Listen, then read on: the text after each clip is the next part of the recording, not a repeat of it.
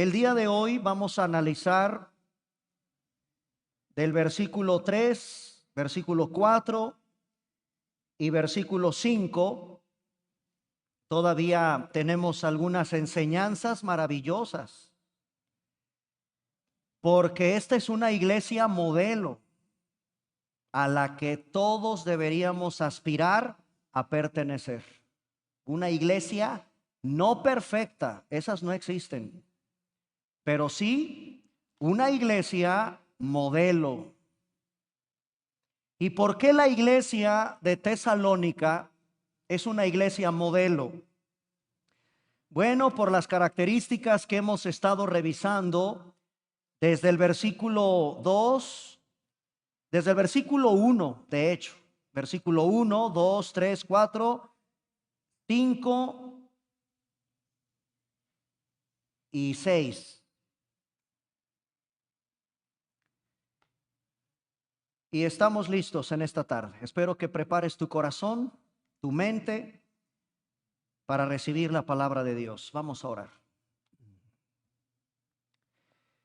Padre, amado Señor y Dios, una vez más, por tu pura gracia y en tu favor y misericordia, nos permites como hijos obedientes congregarnos para formar parte de tu amada iglesia, la que tú ganaste, la que tú compraste, tu cuerpo en la tierra.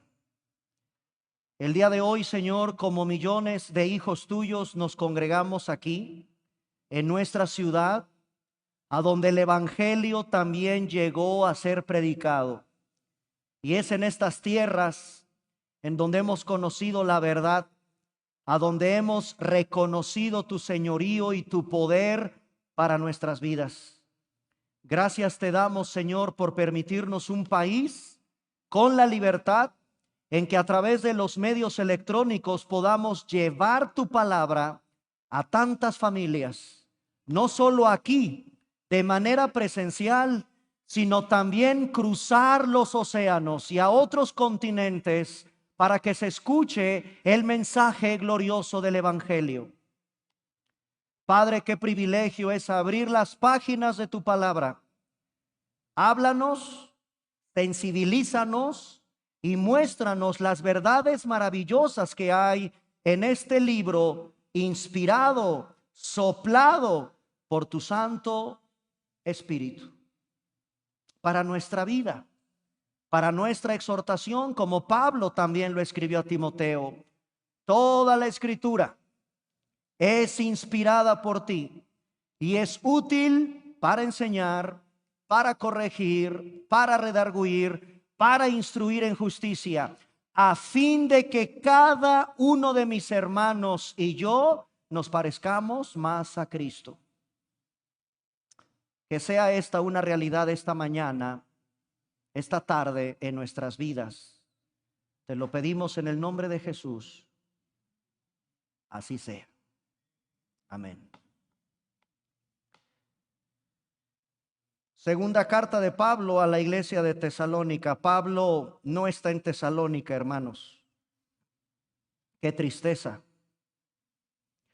Qué tristeza por un hombre perseguido, calumniado. Qué horrible es el espíritu religioso, Qué endemoniado es ese espíritu religioso, el que persigue, el que calumnia, el que condena, el que señala, el que te lleva a la hoguera, como lo fue en una época de oscurantismo en el mundo. Quemaban Biblias, quemaron a cristianos, persiguieron la iglesia y la iglesia sigue siendo perseguida.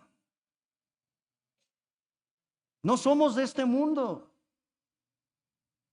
Somos defensores de la verdad en este mundo. En este mundo de mentiras. En este mundo caído. Los cristianos somos como intrusos, como gente que no checa, que no cuadramos, que no encajamos en la cosmovisión del mundo. Y Pablo tiene un mensaje muy duro, muy importante, que es el que tú tienes también que escuchar, mi amigo, en esta tarde. Es la historia de la cruz. No hay más. Perdóname, pero no hay más historia que tú debas conocer como ser humano que la historia de la cruz. Lo que Dios hizo por ti y por mí en una cruz. Y el mensaje es poderoso, chocante, porque eres un pecador. Hazle como quieras.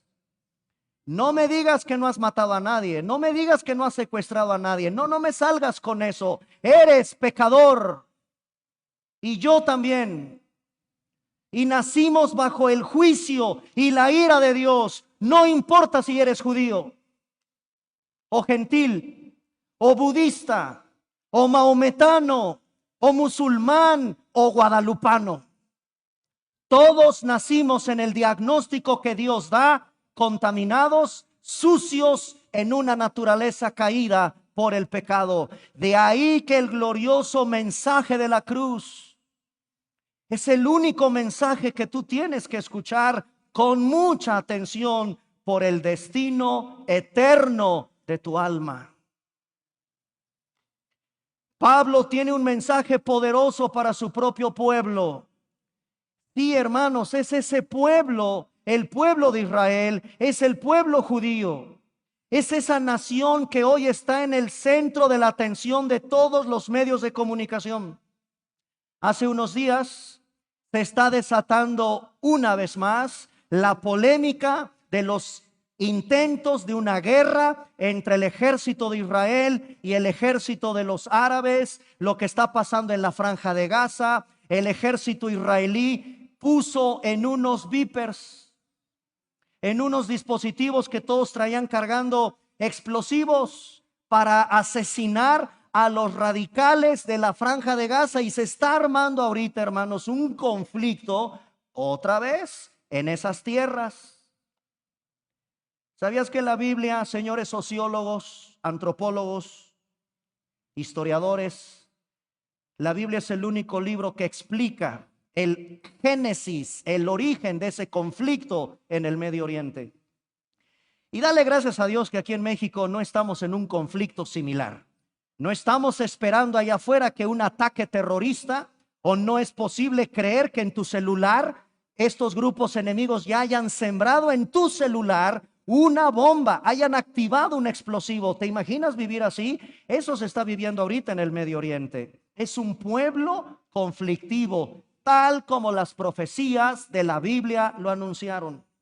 Todo lo que tiene que pasar en las tierras donde Jesús ministró, donde Pablo ministró, a donde Pablo ejerció su ministerio, Pedro, Juan y los apóstoles de Cristo.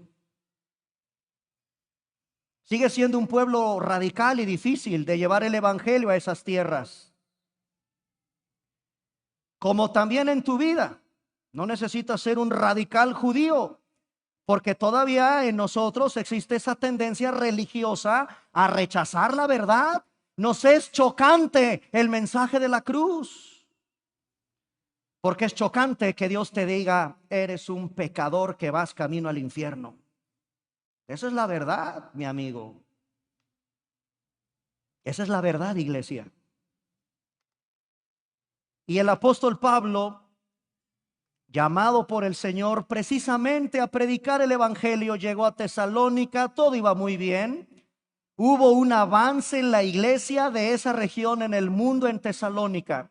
Y gracias a Dios lo hemos compartido. Cuando llegó el evangelio a la tierra de Morelos, cuando llegó el evangelio a Cuernavaca, y cuando llegó el evangelio a tu vida, a tu familia, a tu casa, y encontraste en las páginas de la Biblia, en el mensaje del evangelio, esa luz que tanto necesitas para conocer la verdad y entregarle tu vida a ese Cristo que murió y resucitó y derramó su sangre, como hoy lo cantamos en este preciosísimo himno, como Él derramó su preciosa sangre para ser lavados de nuestros pecados. Pablo llega con un mensaje a un grupo religioso cuya idea de un crucificado es verdaderamente patético, escandaloso. Solo mueren en la cruz los criminales,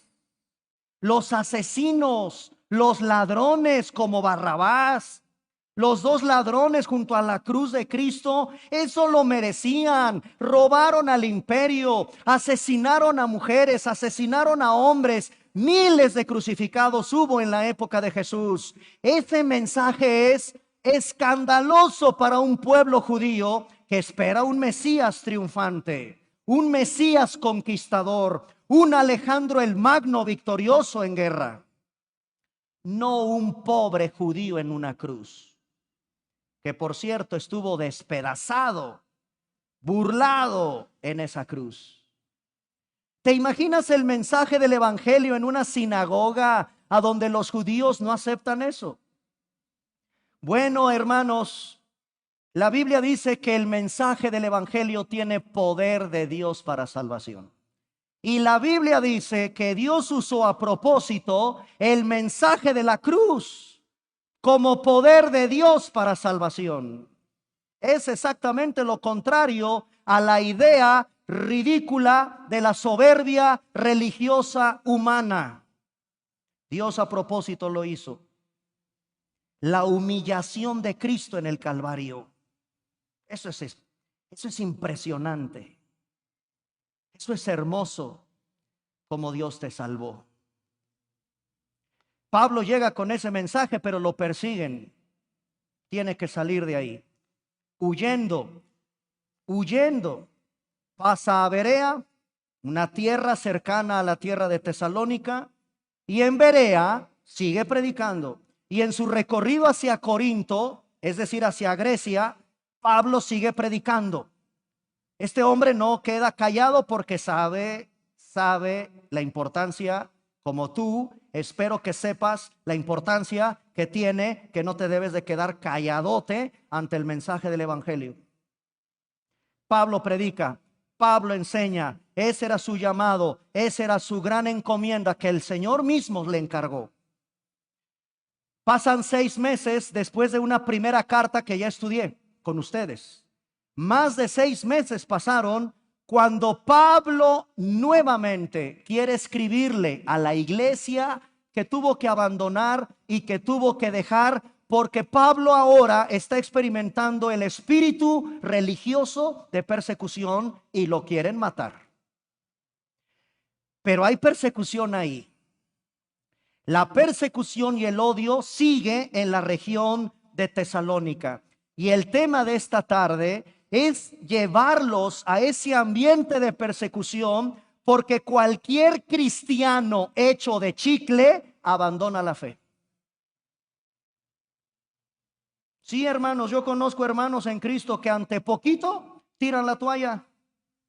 Y aquí no, que sirvan los versículos y las palabras que el Espíritu Santo nos permite de una iglesia guerrera que no se doblega ante el dolor, la persecución y las calumnias y todo lo que una iglesia tuvo que soportar. Que te sirva de ejemplo, Vida Nueva Cuernavaca. Que te sirva de ejemplo, amada hermana y hermano en Cristo, a perseverar en tu crecimiento espiritual y dejes de ser un cristiano de chicle. Con cualquier cosa abandonas la fe cristiana, abandonas las filas del cristianismo. ¿Que no te es suficiente el ejemplo de tu Señor? ¿Que no te es suficiente el ejemplo de estos hombres que en la iglesia sufrieron lo que tú nunca, te lo aseguro, nunca vas a sufrir? Que sirvan los versículos de esta hermosa iglesia para volver a levantar la fe, el amor y la pasión que tienes que tener por aquel que dio su vida por ti en una cruz. Eso es el ambiente de persecución que hay aquí, hermanos. Es una iglesia muy atribulada. La están persiguiendo, la están calumniando. Y basta con que vayas a fuentes extrabíblicas para que veas cómo era el espíritu religioso que operaba en esa época. No solamente tienen a los romanos. Los romanos son un imperio que se caracterizó por deleitarse en ver cómo morían en el Coliseo cientos de cristianos, mujeres, niños, jóvenes, ancianos, en el Coliseo, en medio de un espectáculo público, a donde los romanos se deleitaban en ver cómo esos cristianos se arrodillaban en la arena, esperando que el león les arrancara todas sus vísceras, todos sus miembros. Historiadores como Josefo, como Plinio, como Tácito, dan cuenta de que el espectáculo era grotesco, pero lo que más impactaba al auditorio en el foro romano era que los cristianos se hincaban, se tomaban de la mano como familias y oraban. Perdonaban a sus verdugos, oraban por el César y le pedían al Señor que los recibiera en unos segundos. En cuanto las fieras los devoraban, rogaban al Señor estar en su presencia. No eran cristianos de chicle. Eran cristianos que, tomados de la mano con papá y mamá que iban a morir, o ver a tu hijo, un pequeñito, ver cómo un león le arrancara la cabeza, eso era de valientes. Esos hombres, hermanos en Cristo, nos dejan un gran legado a la iglesia del siglo XXI. No tenemos ese calibre, perdóname. La iglesia de Tesalónica está en medio de una grotesca persecución religiosa, no solo por los judíos, te repito, el imperio romano. Y si no era arrestarlos y llevarlos al Coliseo, era aumentarles impuestos, era asfixiarlos en lo económico, era romper sus tratos comerciales, porque ellos eran hermanos nuestros, que trabajan honestamente, que se ganan el pan honestamente, que pagan sus impuestos al César como debe de ser, y que Cristo nos dio una cátedra con eso, por cierto, darle al César lo que es del César y a Dios lo que es de Dios. Son hermanos hermosos que empiezan a crecer en el conocimiento del Evangelio. Y es entonces que encontramos las siguientes palabras maravillosas a partir del versículo 3. Capítulo 1 de Segunda de Tesalonicenses. Fíjate, Pablo, lejos. Pablo está en Corinto, muy lejos. Debemos. Ahí hay una palabra griega importante, debemos. Esta palabra griega implica, estoy, dice Pablo, obligado. Tengo una deuda, tengo una enorme responsabilidad de darle las gracias ¿a quién? A Dios. Fíjate nada más las palabras que implica ese debemos en el original griego. Estoy en deuda. Estoy obligado, tengo una responsabilidad y no tengo otra opción que darle las gracias siempre, siempre al Señor, dándole las gracias al Señor. ¿Y por qué Pablo está tan obligado a darle las gracias a Dios? Por ustedes, hermanos, como es digno. Y vean ustedes en el versículo 3. Por cuanto vuestra fe va creciendo en medio de persecuciones, en medio de tribulaciones, no cuando la vida te va mal. Esta palabra creciendo también es muy importante en el original griego, uperausano. Va creciendo. ¿Sabes qué significa uperausano en griego? Sin medida. Crece tu fe más allá de lo esperado. Yo hubiera esperado de ti una cierta reacción cuando te te picotea la vida. ¿Y qué crees? Me callas la boca. Has reaccionado de una forma impresionante, más allá de lo que yo hubiera esperado de ti. Eso es lo que está diciéndole Pablo a la iglesia.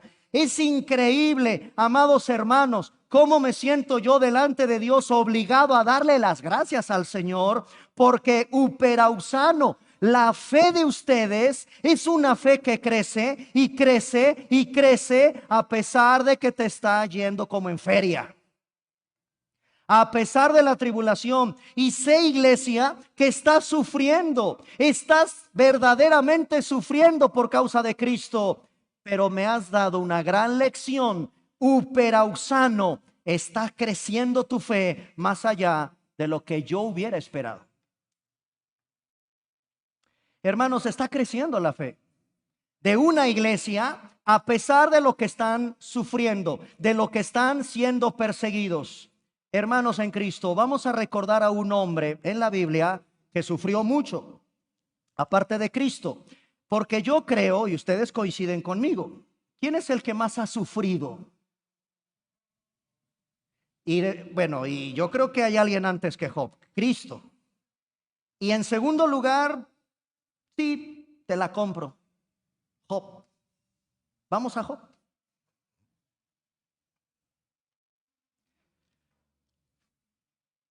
Job 42. El libro de Job está antes del libro de los Salmos. Y Job, capítulo 42. A todos los que no saben quién es Job, pues ni modo, a leer su libro, para que sepas. Y cada que leas Job y compares tu sufrimiento con el de él, mejor mira, be quiet. Veamos Job capítulo 42, versículo del 1 al 6. Respondió Job al Señor y le dijo: yo conozco que todo lo puedes y que no hay pensamiento que se esconda de ti. ¿Quién es el que oscurece el consejo sin entendimiento? Fíjate Job, en medio de su sufrimiento, cómo ahora opina de todo lo que le ha estado pasando.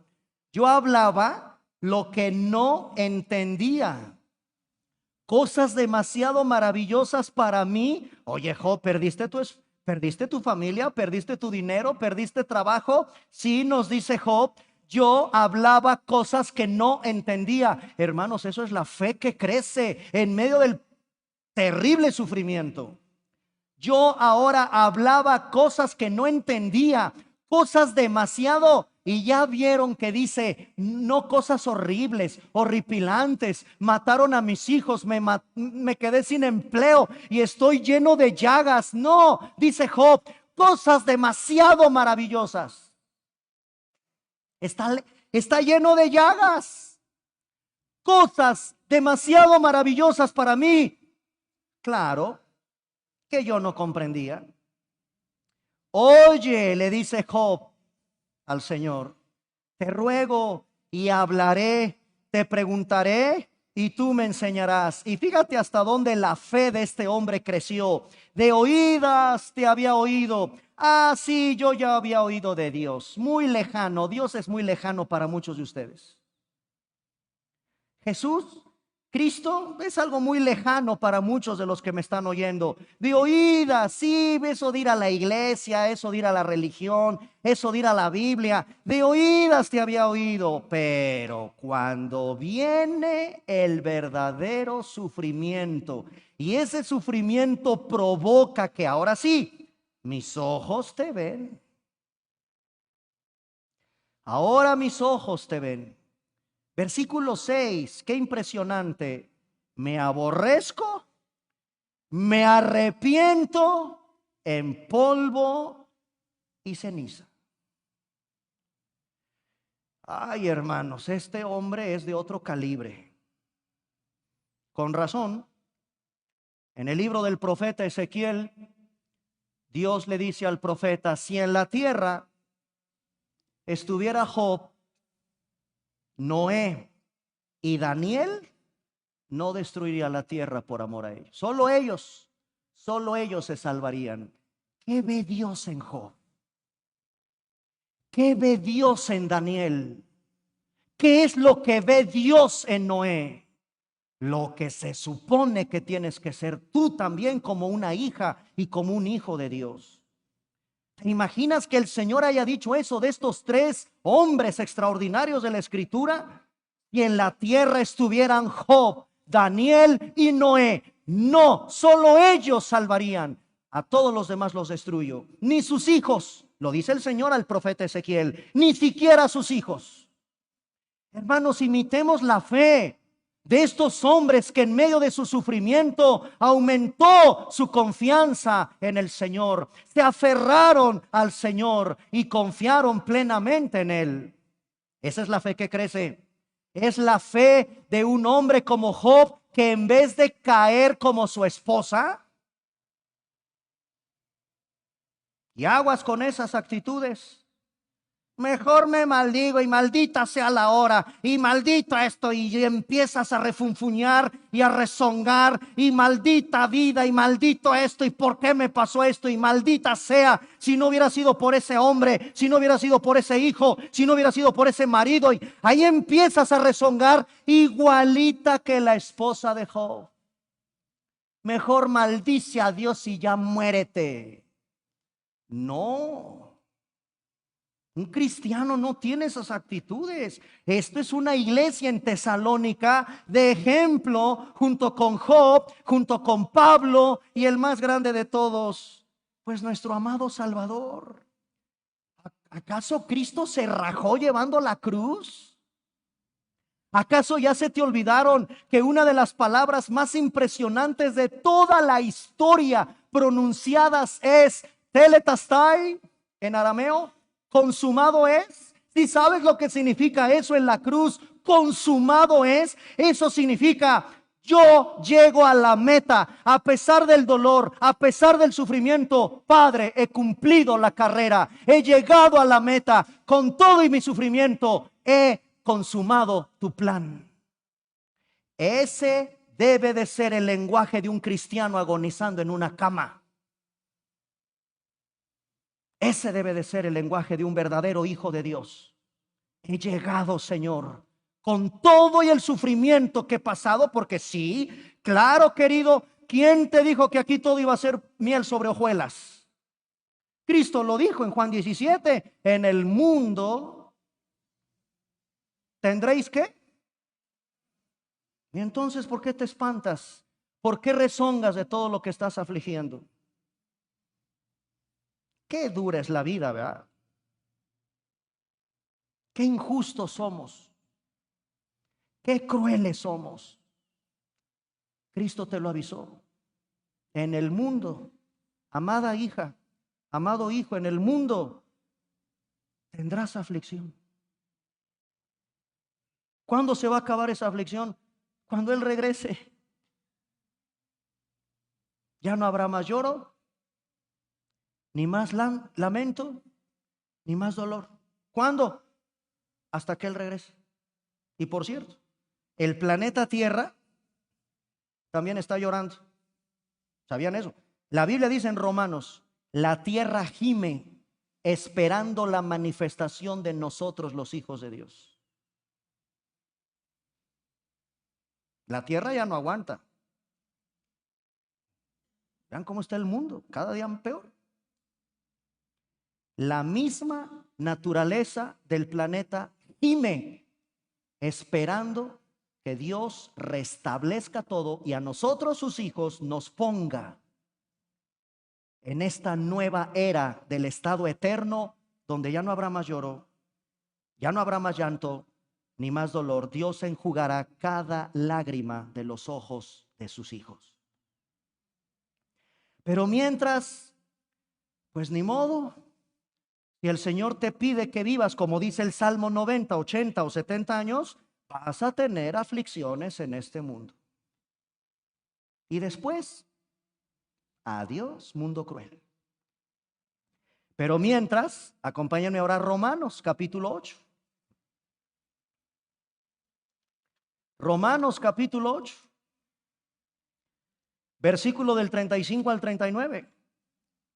Romanos, la carta magistral de Pablo a Romanos, capítulo 8, versículo del 35 al 39. Mira la fe de este hombre, Pablo.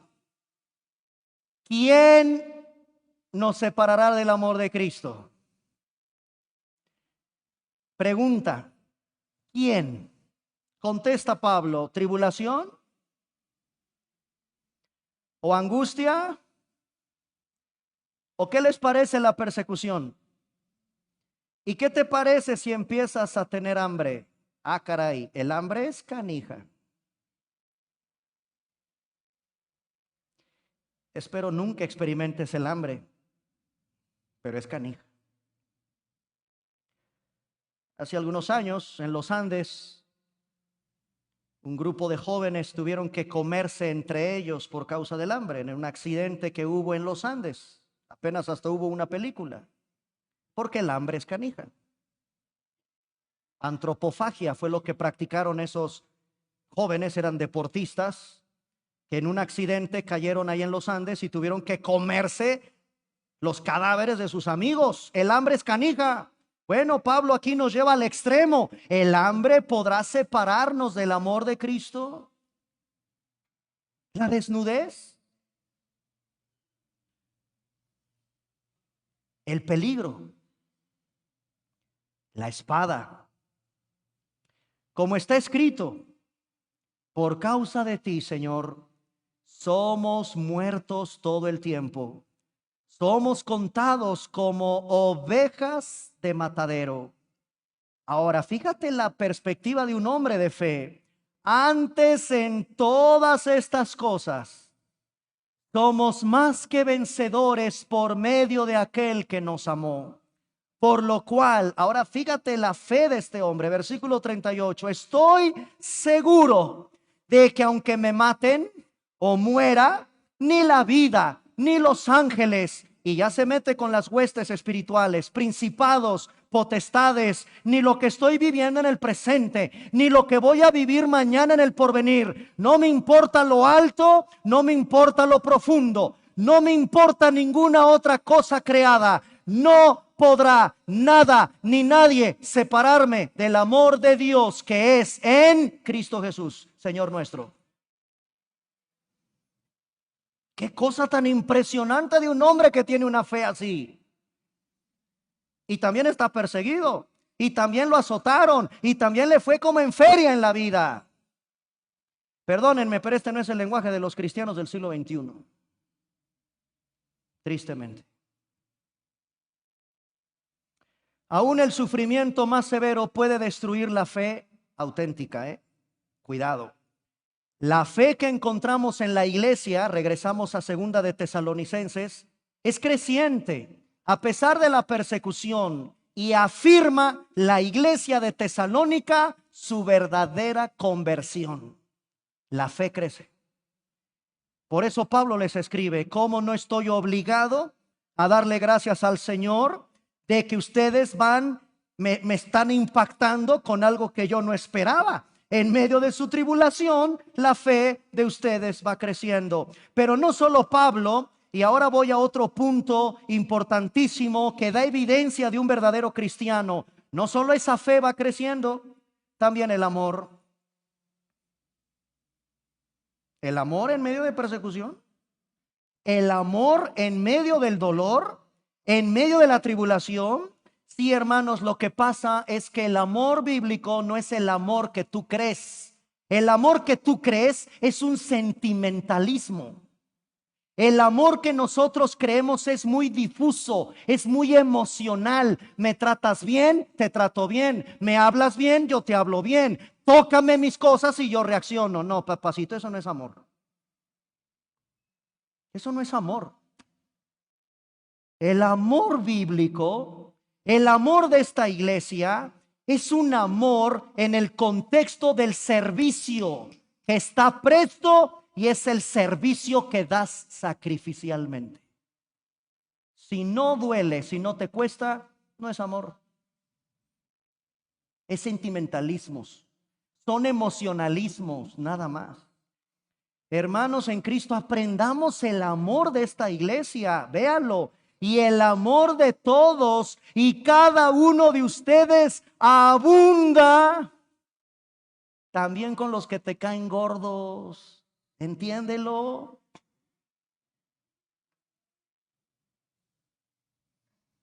No, porque entonces te vas a parecer a los típicos religiosos de la época de Jesús. Y Cristo los confrontó. Y si ustedes aman solo a los que te aman, pues qué de mérito tiene eso. Amad a vuestros enemigos, pedid por aquellos que os ultrajan y persiguen. Ese es el amor de Dios, caramba. Ese es el amor de Dios. Amor abundante. Pablo elogia ahora a la iglesia por su amor. Desde su primera carta, vamos a recordar, Primera de Tesalonicenses capítulo 1, verso 3. Desde el capítulo 1, verso 3 de la primera carta, Pablo había detectado por el reporte que le mandan, porque él no está ahí. No hay WhatsApp, no hay correo, no sabe. Tiene que esperar que Timoteo y Silvano le lleven el reporte. A ver, ven Timoteo, cuéntame, ¿qué pasó? ¿Qué viste de nuestros hermanos de Tesalónica? Porque me preocupo. ¿Y qué creen que le dijo Timoteo? La iglesia va creciendo, Pablo. Están bien firmes en la fe. Y hay algo que obvio, se nota en una iglesia, ¿eh? Hay algo que se debe notar en tu vida. Amor. Primera de Tesalonicenses capítulo 1 verso 3, acordándonos sin cesar delante del Dios y Padre nuestro de la obra de vuestra fe. Vean cómo desde la primera carta Pablo ya tenía conocimiento de la fe de esta iglesia, de la obra de vuestra fe, del trabajo de vuestro amor. Claro, papacito, para amar como Dios ama hay que chambearle. El trabajo, la obra, el trabajo de vuestro amor. Y miren qué hermoso, qué iglesia, su constancia, su constancia, su constancia. Eso es un mal de la iglesia de hoy, perdóname, no terminas lo que inicias. No, eso está pésimo de un cristiano, por cierto, ¿eh? ¿Qué pasó? ¿Te venías al instituto y lo dejaste? ¿Qué pasó? ¿Venías a la reunión de varones? ¿Ya no vienes? ¿Qué pasó? ¿Te estabas discipulando? ¿Qué pasó? La falta de constancia es una epidemia en los cristianos del siglo XXI. Pretextos, pretextos, pretextos. Un cristiano es constante en todo lo que hace. Y aquí dicen la esperanza de nuestro Señor Jesucristo. Claro, están esperando el regreso del Señor, como también nosotros. Capítulo 4 de esa primera carta, capítulo 4, versículo 9 y 10. Pero acerca del amor fraternal. Ahora Pablo va con el amor, porque es algo que caracteriza a una verdadera iglesia y un verdadero cristiano. Primera de Tesalonicenses, estoy en la primera carta, capítulo 4, verso 9. Pero acerca del amor fraternal, no tengo necesidad de que les escriba, porque ustedes mismos han aprendido de Dios que se deben de amar los unos a los otros. Y versículo 10, todo lo hacéis con todos los hermanos que están por toda Macedonia. Les ruego, hermanos, que no se queden ahí, sigan amando más y más. No te detengas, sigue amando. El amor impregnaba a toda la congregación y están perseguidos, están bajo persecución. Este amor, hermanos, es el que Cristo nos muestra en Juan capítulo 13. Vamos a revisar al más grande de todos, al que representa en su persona el amor. El amor está personificado en Jesús. Perdónenme. Dios es amor, es su naturaleza. Y vean el Evangelio de Juan, capítulo 13, versículo 34. Nunca nos debemos de olvidar de este pasaje. Nunca. Juan, capítulo 13, versículo 34 al 35.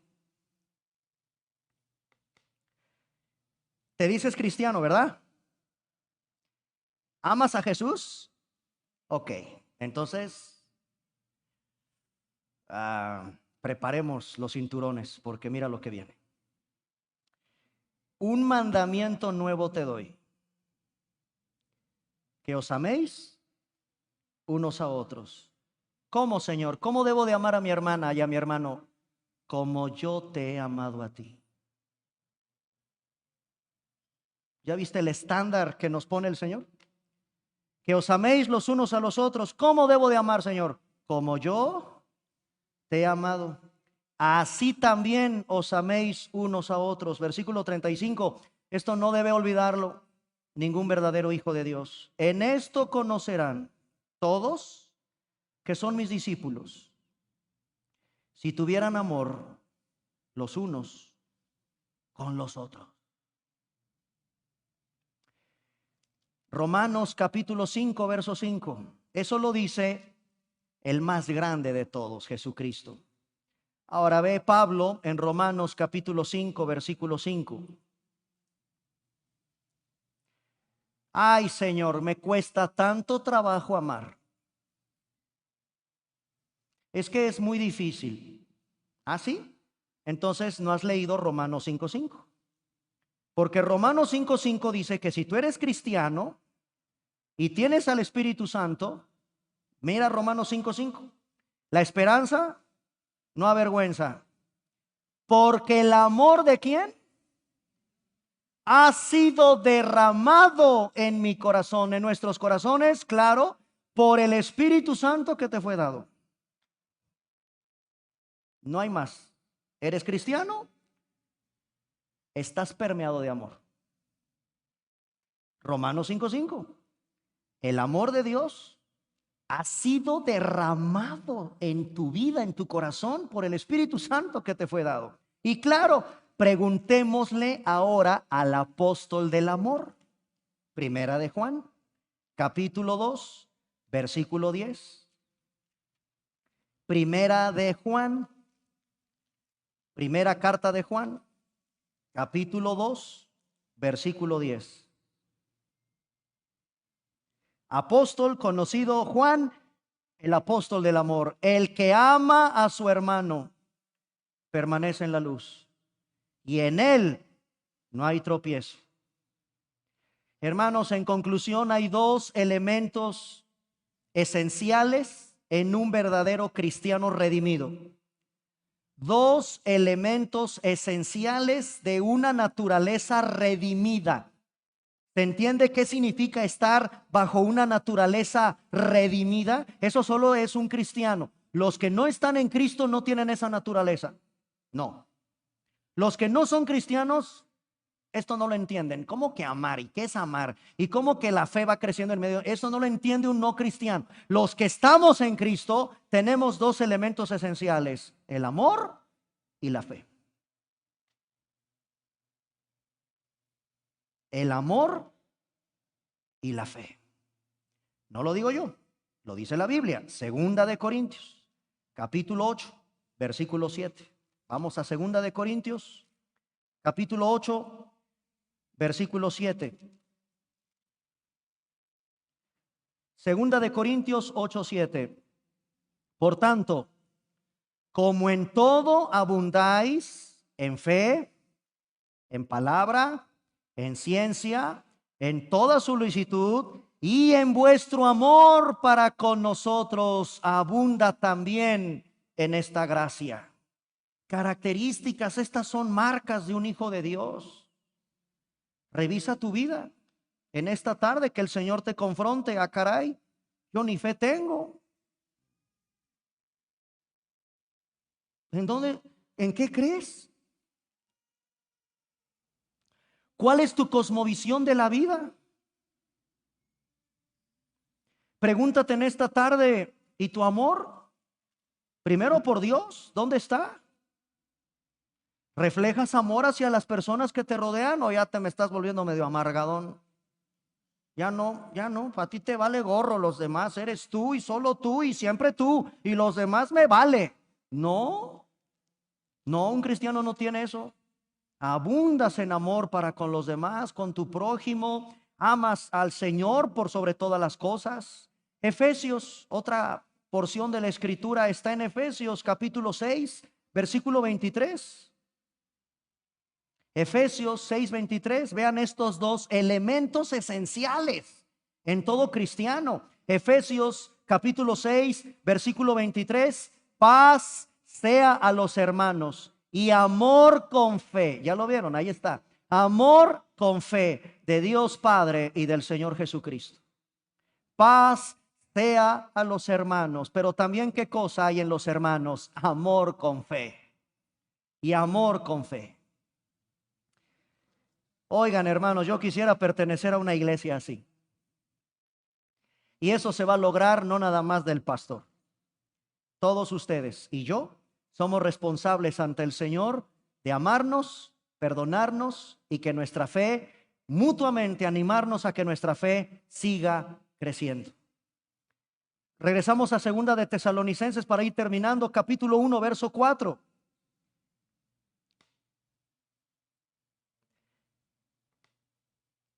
Vean lo que Pablo ahora les dice, y aquí hay una esperanza.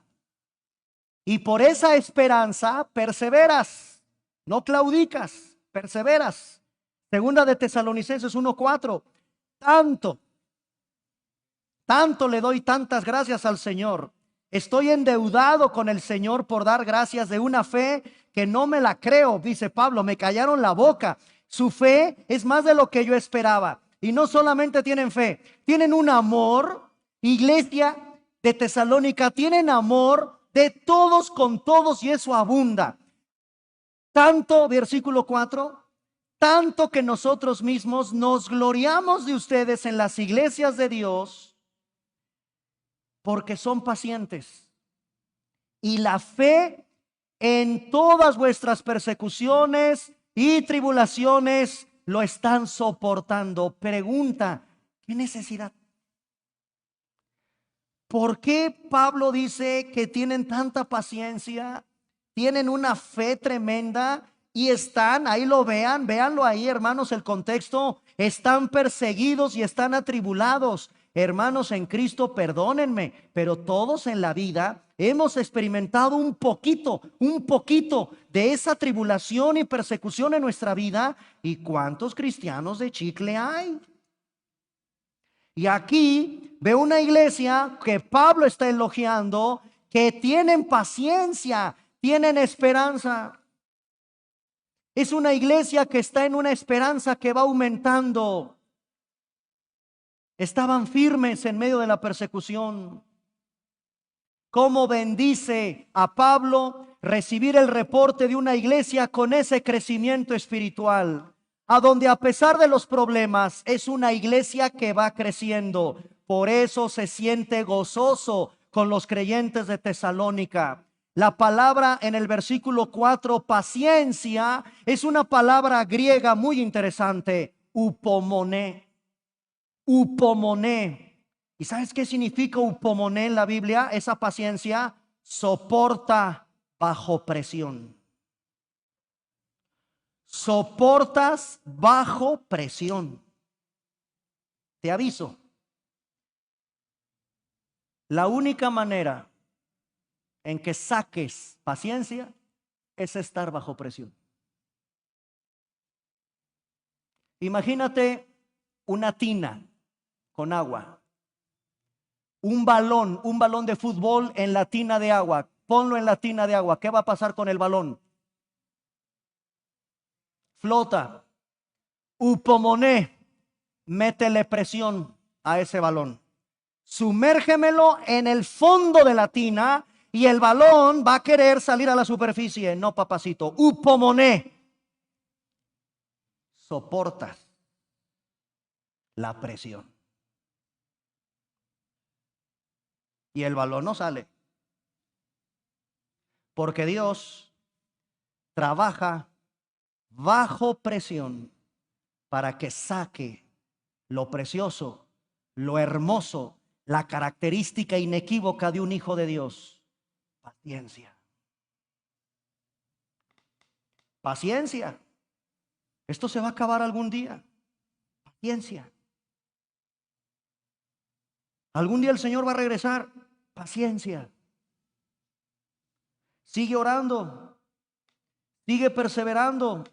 Sigue manteniendo la esperanza en lo porvenir, no en el momento.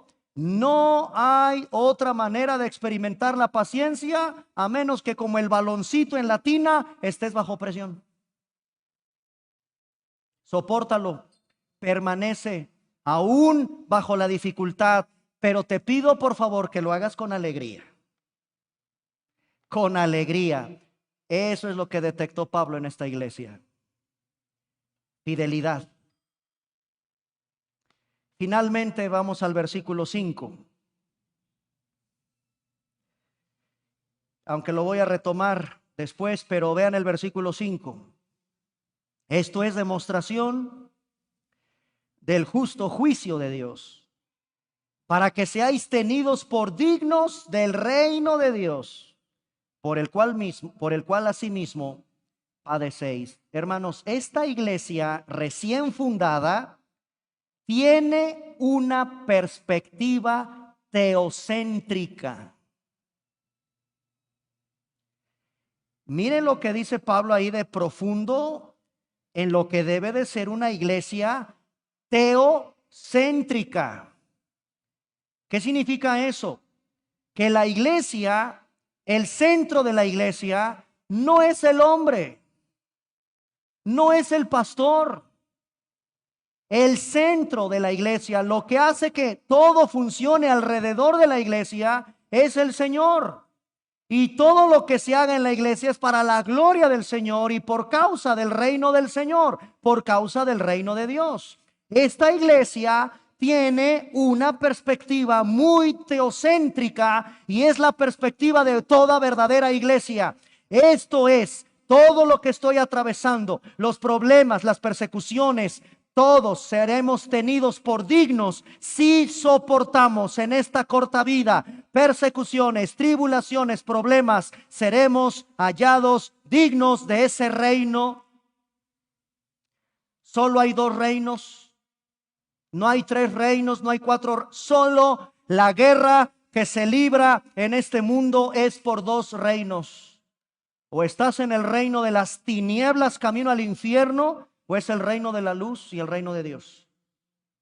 ¿En cuál reino estás?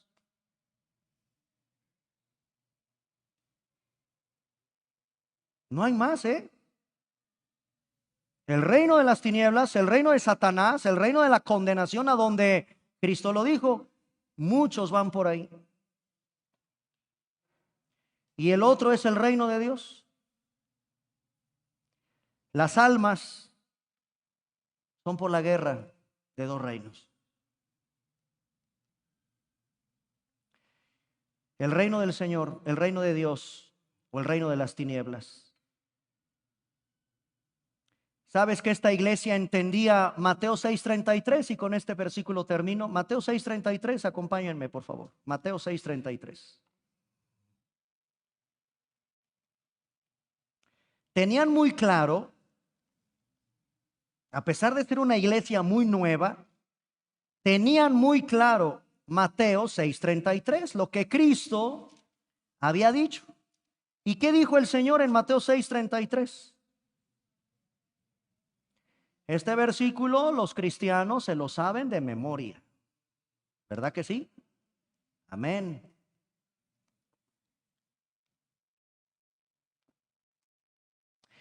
Se lo saben de memoria. Mas buscad primeramente el reino de Dios y su justicia. Y mira qué promesa tan hermosa. Todo lo demás te lo añade el Señor. Nos debe de preocupar todos los días que amanece, cada que amanece. Lo primero es tu tiempo de devocional, tu tiempo de oración, estar con el Señor. Busca primero el reino de Dios. Todo lo concerniente a ese reino. Olvídate un poquito, es que en unos minutos tengo una entrevista de trabajo, es que en unos minutos la renta, es que en unos minutos mi hijo, es que en unos... No, no, no, espérame, nada de eso es importante. Primero, busca ese reino. Entiende cómo opera ese reino. Vivamos para ese reino porque al cual pertenecemos, por supuesto, los verdaderos hijos de Dios. Busca primero ese reino y su justicia, es decir, hacer lo que al Señor le agrada, lo que Él te pide que hagas en ese reino. Y Él te promete algo increíble. Yo me hago cargo de todo lo demás en tu vida. Todo. Wow, esto hay que llevarlo a la vida real, a nuestra vida práctica. Por eso también de alguna manera la iglesia se reúne el primer día de la semana para, como decir, ya vendrá el lunes, ya vendrá el martes, ya vendrá el miércoles, con todo el afán, con todo lo que se vive en la semana. Primero, en el primer día de la semana, aquí estoy, Señor, a escuchar tu palabra, a entregarme a ti, a consagrarme a ti y a buscar más de tu reino y de tu justicia y todo lo demás. Y vaya que hay mucho ahí, muchos pendientes que seguramente tú tienes, y algunos, la verdad es que te ahogas en un vaso de agua, pero hay tantas cosas por las cuales tú te afanas por el martes, el jueves, el sábado, el lunes, y allá y acá. No, primero el reino de Dios y su justicia, y deja que el Señor se encargue de lo demás. En otras palabras, lo demás no es importante. Tú eres el que cambia los papeles. Tú eres el que le da importancia a lo que no tiene nada de importancia ante Dios. Eres primero el Señor en tu vida y todo lo demás, tu futuro, tu matrimonio, tus hijos, tu trabajo, todo lo demás, el Señor se encarga.